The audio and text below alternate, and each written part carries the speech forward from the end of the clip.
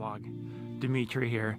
Today I'm heading out to Purchase Creek Valley. I'm going to create a video that will put a closure to the disappearance of my friend. Thousands and thousands of people have asked and continue to ask, what's going on? Did we find him? How did the story end? Well, that's the purpose of today. We're gonna go out, my brother and I, to the same cabin that he spent almost 4 months at, and I will provide my theory of what I think happened in the disappearance of my buddy Vlad. So come along with me. Perhaps this will be an answer to thousands of the questions and to the millions of people that have participated in this unfortunate event.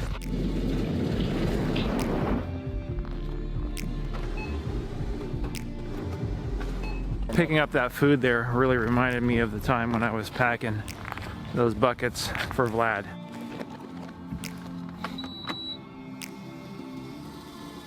Locked and loaded. Both iron ponies are topped off, heading north down the highway to Purchase Creek.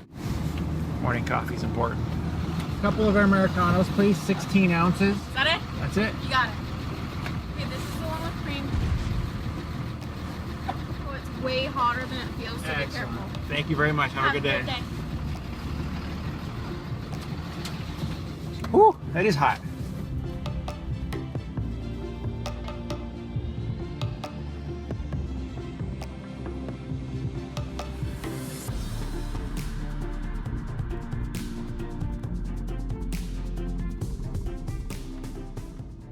Welcome to the Hatcher Pass parking lot next to the bridge.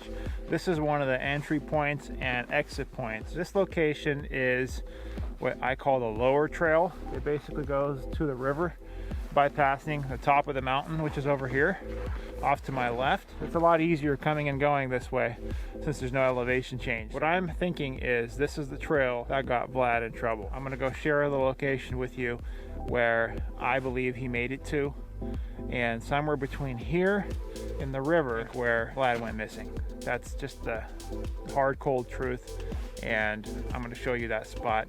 When we come through, there's going to be several big, large openings, and in one of those openings, I suspect that Vlad entered and couldn't find his way out at night. Cold, snowfall.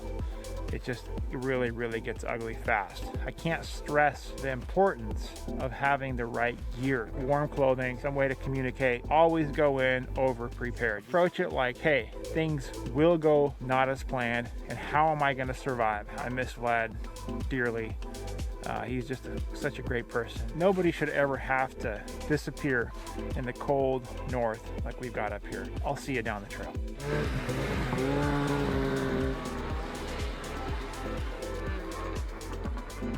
This is Purchase Creek. This is basically a part of the trail that crosses the creek where two rivers merge together and then continue past behind. So this is basically the spot where you can get to either by the trail right behind me, which is just a hair over 4 miles to the parking lot, or that trail right there, which goes over the top of those mountains, and that's approximately 6.5 miles with an elevation gain of somewhere around 1,000 feet. My theory is that Vlad made it to this river. I do know that he knew of this trail and that trail, and we had discussed this trail with him, so he knew about it, but he's never been down it. He made it out of this valley that's straight ahead of me to this point. He had to get here probably by nightfall, and I suspect he got here, and this trail is really difficult to see when there's no visible tracks. Now in the month of December, there isn't this much snow, and when the snow levels are down, there's really nobody back here.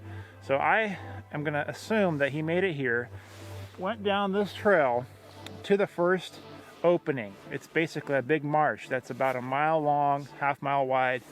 Entered that marsh at night in snowfall in dropping freezing temperatures, and simply could not find his way out of that marsh. Only 4 miles. However, once you get into the marsh, there's no tracks. It's really difficult to find the trail out of it. You can go in circles for hours and not find it, especially with the visibility down with snowfall coming down. That's what I think happened in December when he exited. I'm going to say there was about 1 foot of snow, which is very little for this area. Right now we're probably looking at anywhere from 3 to 5 feet of snow in this valley, depending on where you're at. He made it here, and the reason I know he made it here is because his phone pinged once, and the cell phone service starts only a mile from here, right as you get into the very first opening, kind of where the mountains come in and narrow down of the Purchase Creek Valley. I did see a sign that we put up for a couple years ago. It's still on the tree. What would you do? It's cold, it's snowing, it's dark. I would probably climb under a tree and try to build myself some kind of shelter. That's probably what he did. When you're out in the outdoors, out in the wild, have some basic safety gear, and don't do it alone. I'm here with my brother. There's two of us. If one of us gets in trouble, we've at least got a way to deal with it. I've also got great communication. I've got a button that I press and it sends a signal if I'm in trouble. It's pretty hard to go missing with some of those basic things on your person. Let's continue on down to the spot where cell phone reception is available. Approximately a mile, 9.5 of 14 are signs that we hung up with the troopers several years back are still here. Always serve as a reminder to everybody coming through that this is Vlad, and we lost him. Anytime you're back in here, if you see anything, any clues, backpacks, clothing, cell phone, power banks, please call that number or write something below. Maybe one day we can put a final closure to this case, but at this point, this is kind of my final tribute to Vlad, taking this little ride, and an answer to the thousands and thousands of people that have asked and millions that have watched this story from the start to the end. Let me show you what it's like to walk through just snow that's completely uncleared, and I assume that's what took place that fateful night.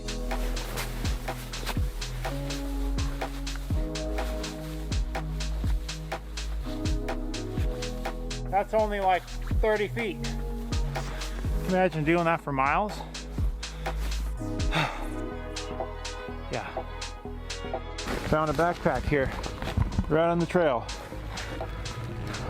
Veteran, camelback, Ziegler. If anybody knows who Ziegler is, lost the backpack while snow machining. It looks like it's got a rope inside, the Sunny bottle of water, nice pair of Klein gloves, and what used to be some cheese. Please let me know. We'll try to track him down and get him his backpack back. Somebody's probably bummed out, and hopefully that can change.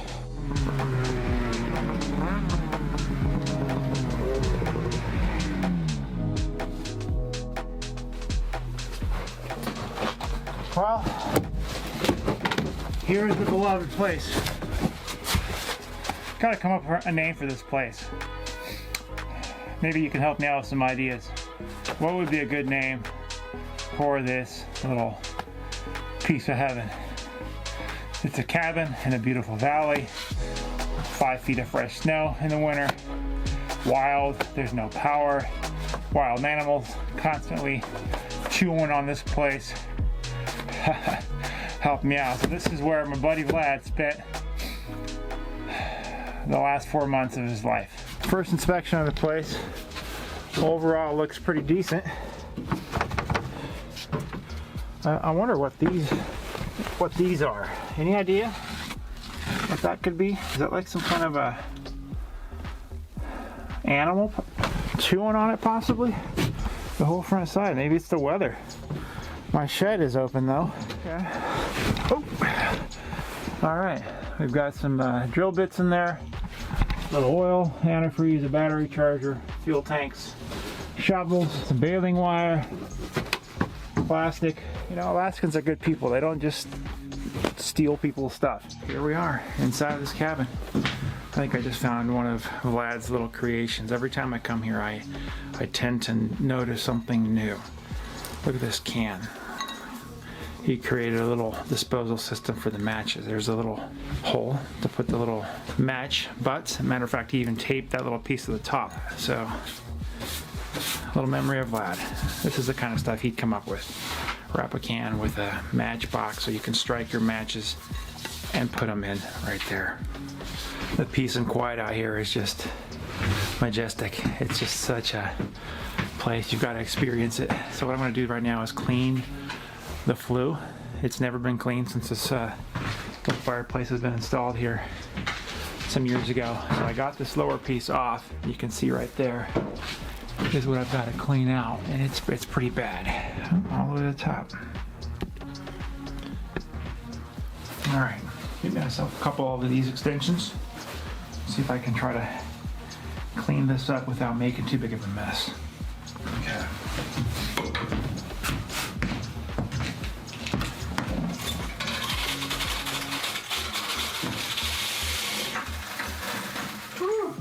I don't think I've ever pushed something up something so far.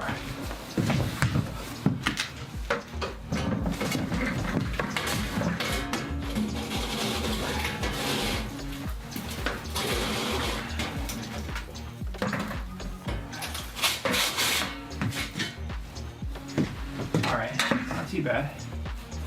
Now we got a clean flue. Have a fireplace that hopefully works properly now. Out here, there's no running water, so how do you wash your hands? Like this, and it works just fine. You can do a full body wash like this, actually. Well, let's see if I can muster some skills together and get a little fire going.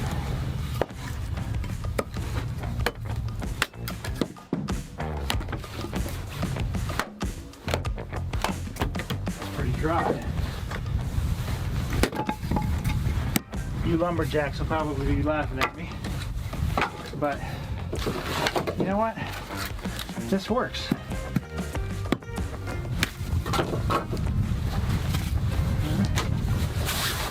Let's go get a fire going. I was going to do it a more authentic way, but I think we're going to have to use the 21st century method.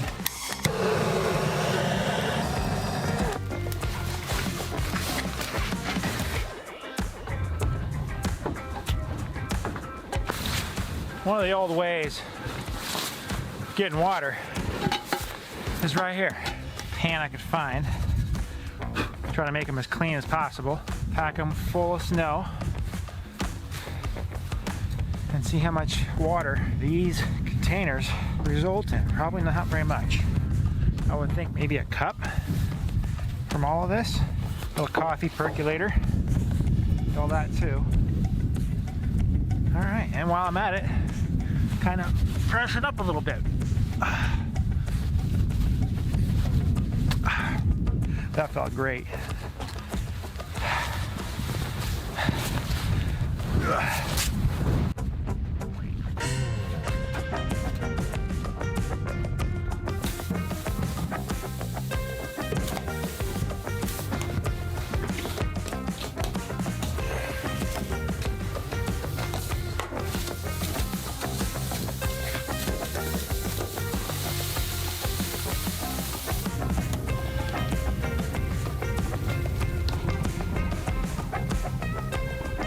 Here's a book that was on the shelf here at the cabin.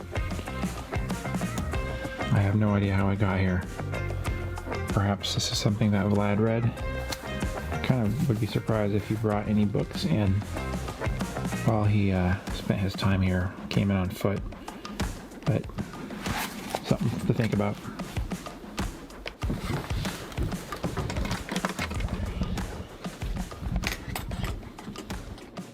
The weather is starting to shift. I could see up the valley it's starting to get completely fogged in. I think it's snowing there and it's going this way. So you can see how fast the weather changes in this area. It changes just in a matter of sometimes hours, sometimes even minutes. I'm going to share this last spot here for you. This is one of the largest clearings on the lower trail out to where we started this trip out at the parking lot. So one of my theories is Vlad could have made it to one of these openings. This is where the trail comes out of, and let me show you the trail exits over there. So if you enter one of these clearings at night in the cold in a snowstorm and with low snow levels where you don't have all these tracks from snow machines all over the place, how are you supposed to find the exit? You know, you come out of there, you could easily go that way in a snowstorm. By the time you get here from there, you might go that way. As if Vlad made it past the river, he This is probably about as far as you can go without getting lost. It's kind of like a needle in a haystack out here. It's really difficult to find anything. And you know, we literally could be feet from where Vlad may have climbed under a tree and trying to find some shelter and warmth. The cold weather turned him to just part of the landscape here. You know, Vlad, you're a guy that's missed by a lot of people, by your family, by your friends. You'll always be remembered. You know what? We may just have to see you up there. So thank you for all the love, the support, the beautiful comments, just a lot of great people out there. I very appreciate that. The family appreciates that. That's my closure to this mystery where it leaves off today in March 2021.